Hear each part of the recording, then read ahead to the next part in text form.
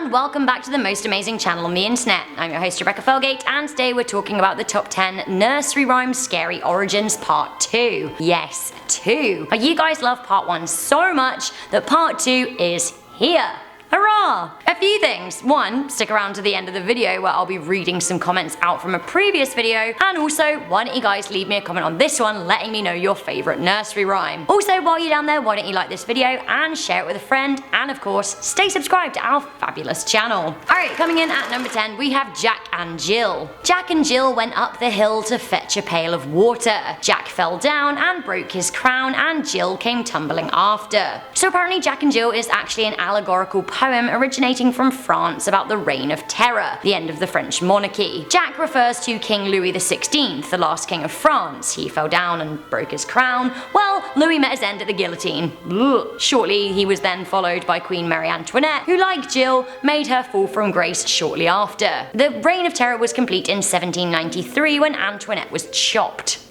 Coming in at number 9, we have Goosey Goosey Gander. This is another one of those secretly about religion things, and back in the day, religion often meant death. Oh, did I say back in the day? So the rhyme goes, Goosey Goosey Gander, whither dost thou wander? Upstairs and downstairs and in my lady's chamber. There I met an old man who wouldn't say his prayers. I took him by the left leg and threw him down the stairs. To be honest, it already does sound pretty stressful. Basically, this is a Protestant Catholic thing. The story goes that when King Henry VIII created the Anglican Church, a lot of Catholic priests were understandably not very happy about it. Many refused to follow his Protestant faith and made secret rooms to pray in Latin. If they were found, they were often thrown down the stairs or simply put to death. So when Goosey Gander is thrown down the stairs in this rhyme, it's likely he was sent off to be murdered horribly. Cheery! Coming in at number 8, we have Lucy Locket. Nothing scarier than your loved one leaving you for another person, especially when that person is a courtesan, which is a much nicer name for prostitute. The little Lucy Locket rhyme goes, Lucy Locket lost her pocket, Kitty Fisher found it. Not a penny was in there, only ribbon round it. So yeah, the story goes that Lucy's beau left her and spent his money on buying Kitty for a few nights. Back in the day, in the 1700s, it also seems that locket was a word for, well, you have a guess. Coming into number 7, we have There Was an Old Lady Who Swallowed a Fly. Okay, actually this nursery rhyme is dark and scary in itself when you stop and think about it, regardless of its origin. The story is total chaos. It's about a woman who swallows a fly, but then ends up swallowing loads of other ridiculous things to try and catch the thing that came before it. First she swallows a fly, we don't know why, and yes, perhaps she will die. But then, in a bid for saviour, she swallows a spider to catch the fly, then a bird to catch the spider, then a cat to catch the bird, and then a dog to catch the cat. Eventually, she ends up swallowing a horse, and yes, she dies, of course. Now, this is a whole lot of death and mindless consumption in one rhyme. A cautionary tale, sure, but is this appropriate? Coming into number 6, we have Ladybug, Ladybug. The content of this one is actually super scary as it is. Have a listen. Ladybug, Ladybug, fly away home. Your house is on fire, your children will burn. Except for the little one whose name is Anne, who hid away in a frying pan. I mean, it's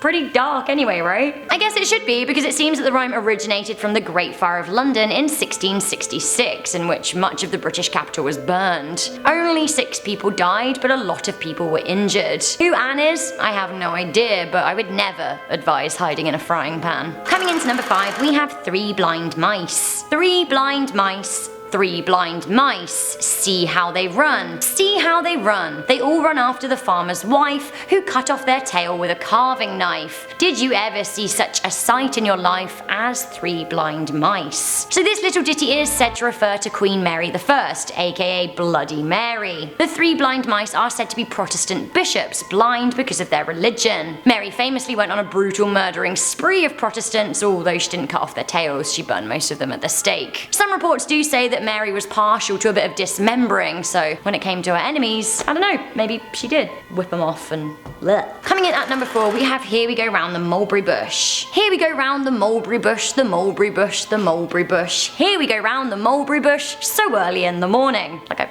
want to sing it. La la la la la. I would would never have guessed the origins of this one, honestly. It just sounds like people having a lovely little dance around a tree in the garden. Cool, right? Well, apparently the rhyme does come from a women's prison in Wakefield, England. The rhyme comes from the mid-19th century and is said to depict how female prisoners were made to exercise by running around a mulberry bush in the moonlight. Doesn't sound that scary? Well, try being a female prisoner in the 19th century. They weren't exactly treated very well. Coming into number 3, we have Sing a Song of Sixpence. This is one of my favourite nursery rhymes, and it's actually very, very popular in the UK. So it goes, sing a song of sixpence, a pocket full of rye, 4 and 20 blackbirds baked in a pie. When the pie was opened, the birds began to sing. Wasn't that a dainty dish to set before a king? The king was in his counting house, counting up his money. The queen was in the parlour, eating bread and honey. The maid was in the garden, hanging out the clothes, when down came a blackbird and pecked off her nose. So apparently this little ditty was about the divorce of Henry VIII to his first wife Catherine of Aragon and the dissolution of the church as a result of the stringent Catholic Church's rules on separation. The blackbirds are said to be the bishop of the Catholic Church, who didn't like Anne Boleyn. The king was in his counting house bit basically refers to the money that the king was making from stealing the Catholic Church's assets. We all know how it ended between horny Henry and Anne Boleyn.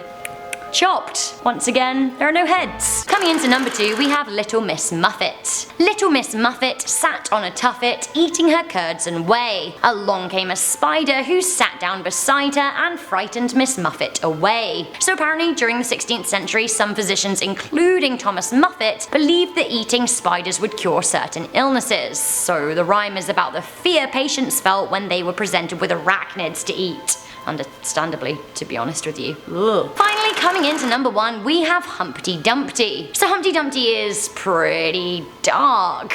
Humpty Dumpty sat on a wall, Humpty Dumpty had a great fall. All the king's horses and all the king's men couldn't put Humpty together again. To be honest, it already sounds pretty grim for old Humpty. Turns out that egg is smashed. Although, in history, we actually don't think Humpty Dumpty was an egg. Historians think that Humpty Dumpty was the name of a cannon used during the English Civil War. Classic English dark humour there, giving a weapon of war a cutesy name. Honestly, we're dark and scary people. The story goes that King Charles I had a big old cannon, the aforementioned Humpty. He put it high up on a wall and used it to bombard and kill the enemy. Sadly for old Humpty, he was knocked off the wall thanks to a nasty retaliation cannon. The wall beneath Humpty collapsed and, like the rhyme goes, all of the king's horses and all of the king's men couldn't put Humpty together again. In the end, Charles lost the war and was executed, so I guess it sucks to be Charles, really. So guys, that was the top 10 scary nursery rhymes dark origin part 2. What did you think? What else could we create dark origins for? Let me know your thoughts in the comments section down below. Before I go, I just want to read out some comments from one of my most recent videos. This was the scary wedding stories. Jordan Grantham said,